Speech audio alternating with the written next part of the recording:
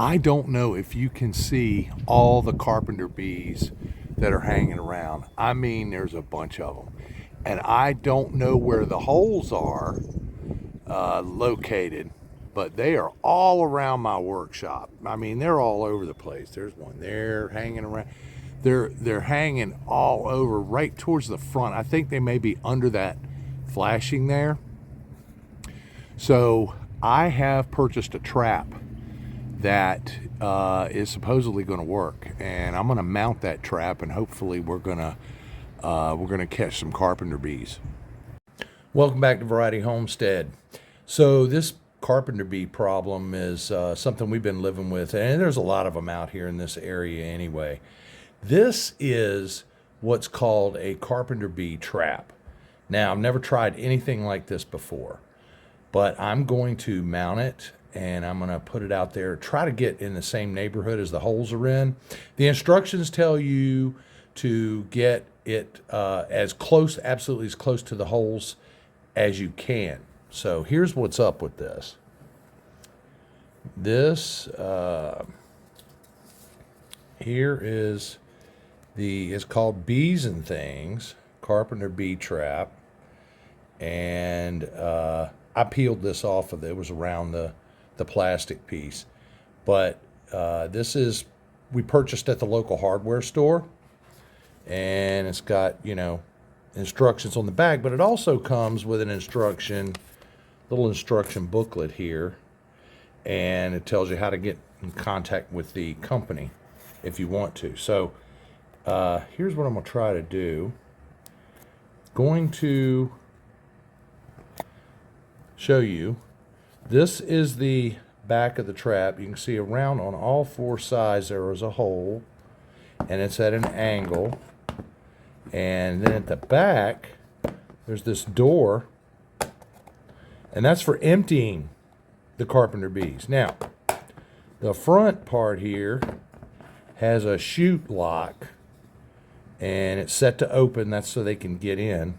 And then once you get them trapped and you're going to dispose of them, you lower it, or you close it so they can't work their way back out. And then you come back to the back and you open the plastic top up and you dump the bees. Now, this guy has unless you think that it's real simple holes drilled at like a 45-degree angle, he shows on the label the channels that are actually through there. I don't know how those are made, because if I could destroy the trap, but the trap was like $20-something. But if you've got a serious infestation of carpenter bees, it's going to be worth it, in my opinion. So I am going to mount this, and it says it could take up to 2 weeks to see any results, and you're supposed to do it in early spring. It's probably mid-spring now, so I don't know if it's going to work as advertised. Folks that have tried this say they absolutely work, so we're going to see just how that works out. So you got these holes, and they're supposedly going to think they're going in. And he says, the guy who builds them says that this light that comes in from the bottom there makes them think that they are going into something, so they'll go in there. I don't know. We'll try it, and then I will report back and let you know. Oh, before I go, he does have he's got 2 suggestions. He is a catch and release kind of guy, but he realizes that not everybody can do that. So he tells you in the instructions how to do a catch and release. I think basically it's like this. You have to, if you catch bees, you have to release them within 3 days, and you need to drive or go about a mile away from your house in order for them not to return. And the other option is that you, of course, you end up killing the bees by letting them pile up in there. So if you are into catch and release, and if you're into that sort of thing, and you want to be friendly to the bees themselves, then you can catch and release. The other thing he says in the instructions, which I thought was kind of cool, was if you want to jumpstart the collection, then you take and knock one of the bees down and put them in the bottom basket here.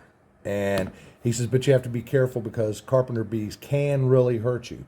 I've never been stung by a carpenter bee, but they are awfully annoying. And knocking them down does not kill them, believe me.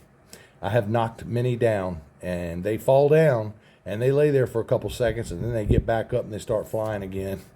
So at any rate, stand by, and we'll see how this thing works out. Okay, here we are, late afternoon. It's about 3 days after I put up the carpenter bee trap. And I'm gonna move this up some so you can see we have at least 10 or 20 in there, and that is doing what it's supposed to do. The instructions say that it could take up to 2 or 3 weeks before you get them in there. So I just wanted to let everybody know that it does actually work. So I hope you have a good one, and thanks for visiting Variety Homestead.